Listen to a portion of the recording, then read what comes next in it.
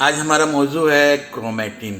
Chromatin होता क्या है ये हम बाद में डिस्कस करेंगे। पहले तो ये देखना है कि क्रोमेटिन कहाँ होता है। हम जानते हैं कि दुनिया के हर जानदार का जिस्म सेल्स से मिलकर बना हुआ है और हमें यह भी मालूम है कि हर सेल के अंदर एक न्यूक्लियस होता है। न्यूक्लियस सेल का सबसे अहम हिस्सा है और यही सेल के सारे अफ़ाल को कंट्रोल करता है। न्यूक्लियस के गिर्द एक प्रोटीन और लिपिड की बनी हुई झिल्ली होती है जिसे हम न्यूक्लियर मेम्ब्रेन कहते हैं। न्यूक्लियस के अंदर एक लिक्विड भरा हुआ होता है जिसे हम न्यूक्लियोप्लाज्म कहते हैं और न्यूक्लियस के अंदर एक और छोटा सा गोल हिस्सा होता है जिसे हम न्यूक्लियोलस कहते हैं। न्यूक्लियस का जो सबसे अहम हिस्सा होता है वह है न्यूक्लियर रेटिकुलम, न्यूक्लियस का चाक।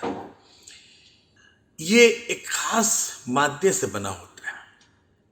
अब यहीं से हम असल मौजू की तरफ आते हैं कि ये न्यूक्लियर रेटिकुलम एक खास मादे से बना होता है, एक खास मटेरियल का बना हुआ होता है जिसे हम कहते हैं क्रोमेटिन मटेरियल। ये क्रोमेटिन नामी मादा आखिर है क्या? इसमें दो अहम चीजें पाई जाती, एक है डीएनए और दूसरा प्रोटीन। डीएनए का पूरा नाम डीऑक्सी राइबो न्यूक्लिक एसिड। ये इंसान और तकरीबन तमाम जानदारों का मौरूसी मादा है, यानी जेनेटिक मटेरियल। यही वो मादा है जिसमें जानदार की तमाम खुसूसियात दर्ज होती हैं और इसी के ज़रिया वालिदैन के औसाफ, उनकी कैरेक्टरिस्टिक्स, उनकी खूबियाँ, उनकी खुसूसियात उनके बच्चों में मुंतकिल होती हैं और इस लिहाज से ये बहुत ही अहम चीज़ है।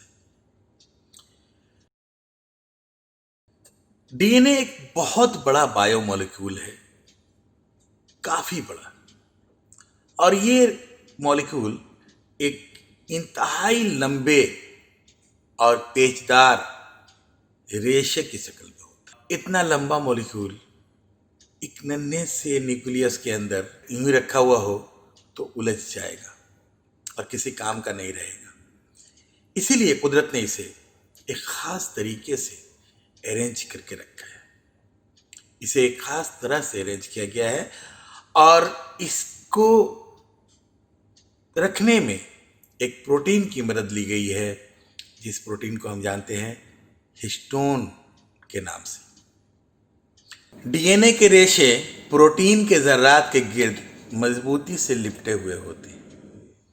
हिस्टोन नामी प्रोटीन के 8 जर्रात के गिर्द डीएनए 2 चक्करों में लिपटा हुआ होता है और प्रोटीन और डीएनए की ये सूरत न्यूक्लियोसोम कहलाती है।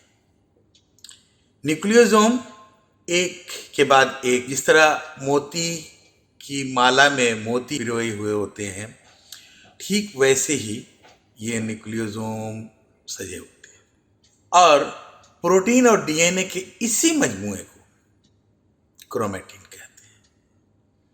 यानी क्रोमेटिन क्या है? डीएनए और हिस्टोन प्रोटीन का मजमुआ। डीएनए का रेशा था, हिस्टोन के गिर्द लिपट गया, अब यह कहलाएगा क्रोमेटिन का रेशा। और क्रोमेटिन के रेशे फिर ये स्प्रिंग की तरह लिपटे हुए होते हैं, क्वाइल्ड होते हैं और उसके बाद फिर वो जो क्वाइल बना वो क्वाइल फिर एक बार दोबारा क्वाइल्ड हो जाता है जिसे हम कहते हैं सुपर क्वाइल। और इस तरह से जो डीएनए का रेशा जो बहुत बड़ा था वो सब सिमट कर एक छोटी शक्ल में आ जाता है और अब इस रेशे को हम क्या कहेंगे? इसे हम कहेंगे क्रोमोनीमा। और यही क्रोमोनेमा निकुलियर रेटिकुलम में उलझी हुई हालत में पाया जाता है।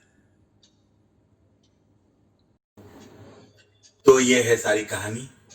निकुलियस के अंदर जो निकुलियस का जाल यानी निकुलियर रेटिकुलम होता है वो दरअसल क्रोमेटिन के रेशे से बना होता है, और ये क्रोमेटिन क्या है, ये दरअसल डीएनए और हिस्टोन प्रोटीन का मजमूआ है। यही निकुलियर रेटिकुलम जब सेल डिवीजन शुरू होता है, और सेल डिवीजन का जो पहला फेज है प्रोफेज, उस दौरान ये निकुलियर रेटिकुलम के रेशे मज़ीद सिमटते हैं, मज़ीद क्वाइल्ड होते हैं, और आहिस्ता आहिस्ता सिमट कर ये क्रोमोसोम्स की शक्ल इख्तियार कर लेते हैं। यानी क्रोमोसोम, निकुलियर रेटिकुलम और क्रोमेटिन सब एक ही शय की मुख्तलिफ सूरतें हैं, मुख्तलिफ हालतें हैं।